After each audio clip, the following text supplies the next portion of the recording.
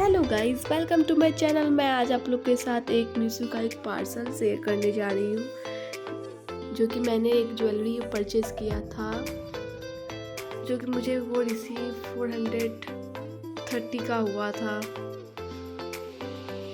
आप लोग देख सकते हो, ये ज्वेलरी मैंने मंगाया था। ये बहुत ही सुंदर ज्वेलरी आया था। आप देखो, बताओ आप लोग कैसा लगा।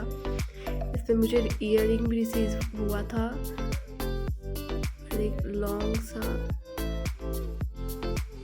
ये हुआ था, ज्वेलरी से हुआ था। आप लोग क्लोजअप से भी देख सकते हो। बताओ आप लोग को कैसा लगा। मुझे तो ये बहुत ही अच्छा लगा। Thank you for watching my video.